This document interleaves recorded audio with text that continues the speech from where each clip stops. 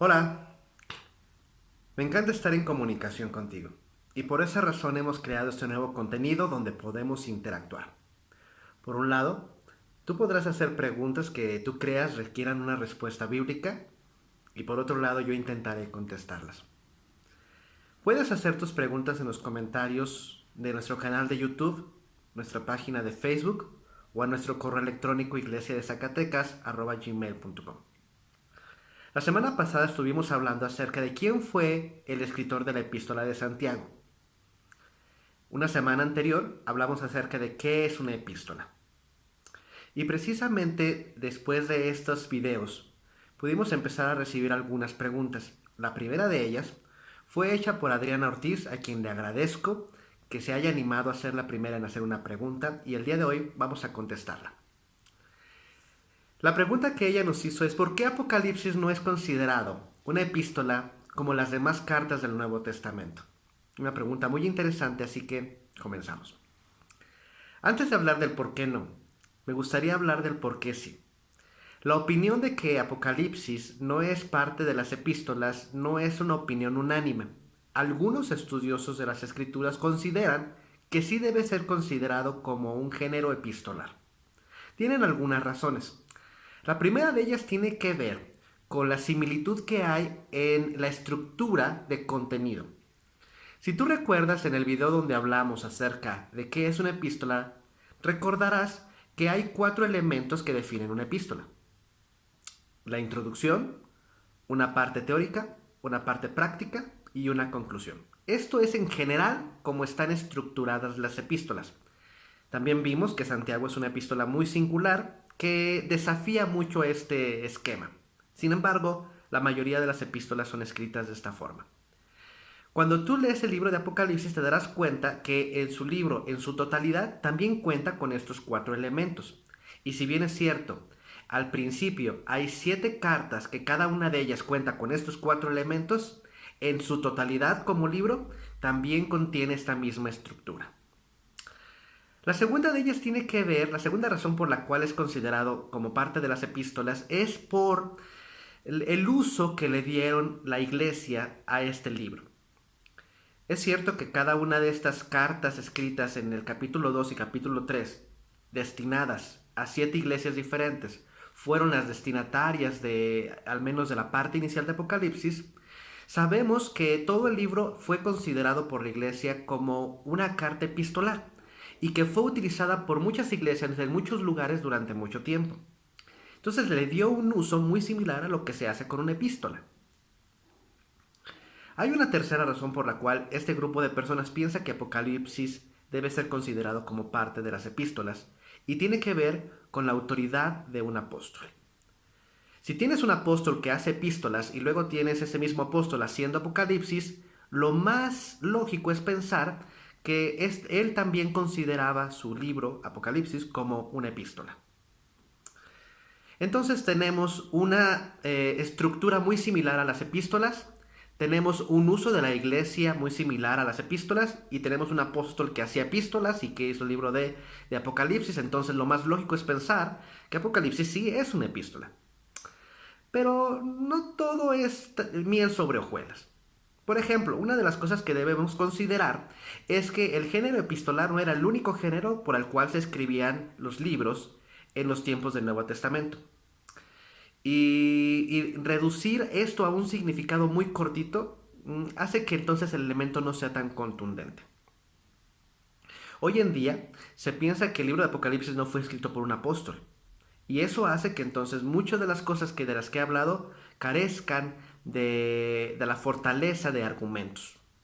¿Es posible que Apocalipsis no haya sido escrito por un apóstol? Mm.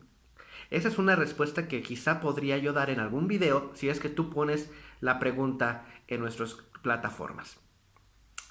Bueno, ya hablamos del por qué sí. La realidad es que la gran mayoría de los estudiosos bíblicos no consideran Apocalipsis como una epístola. No porque estos elementos carezcan de sentido, por supuesto que son lógicos, pero hay un elemento principal que no se toma en cuenta y que los que consideran Apocalipsis como un género literario diferente a las epístolas sí lo toman en cuenta y yo quiero explicarlo el día de hoy. Y tiene que ver con los retos de interpretación. Cuando tú lees una epístola, te darás cuenta que su lenguaje es muy lineal, muy directo, muy expositivo. Está utilizando un lenguaje para explicarnos, para ser didáctico. Ya sea que nos explique una doctrina o ya sea que nos explique cómo hacer algo, porque también nos exhorta de forma práctica, su lenguaje es muy directo, lo que significa que debemos nosotros interpretar lo que dice una epístola de forma literal, así como dice.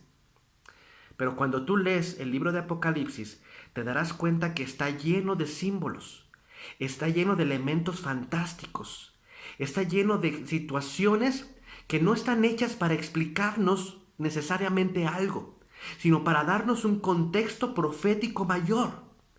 Entonces, no todo en el libro de Apocalipsis se puede interpretar de manera literal, como se hace con las epístolas, sino que requiere una interpretación simbólica, cosa que la mayoría de las epístolas carece.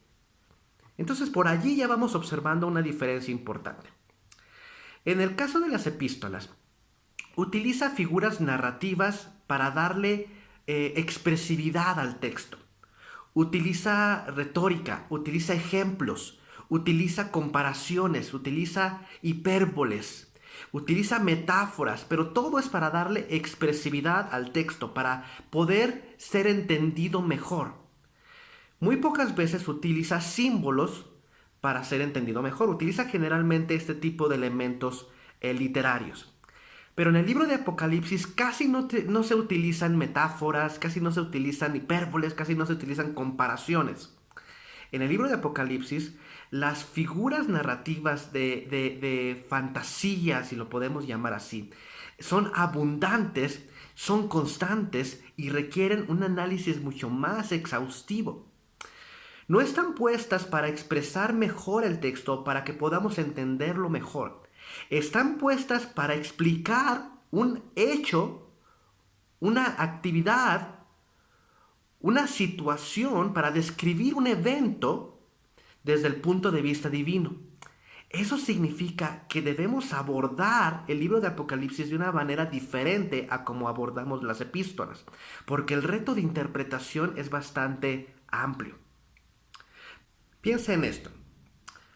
Un libro histórico utiliza cierta manera de abordaje, utiliza la narrativa, escribe de forma lineal y escribe de forma cronológica.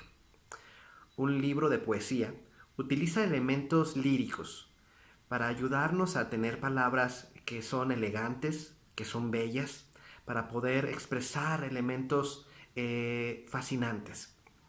Un libro sapiensal, o sea, de sabiduría, utiliza contrastes, ciertas figuras retóricas para ayudarnos a analizar el concepto que hay detrás de las palabras. Las epístolas generalmente son didácticas, entonces utilizan un lenguaje muy literal porque lo que quieren es enseñarnos algo. El libro de Apocalipsis es único en su estilo, porque utiliza poesía, utiliza epístolas, utiliza profecía, utiliza literatura sapiensal, utiliza todo tipo de literatura que te puedas imaginar en un solo libro. Esto hace que los retos de interpretación sean más complicados que en un género literario epistolar.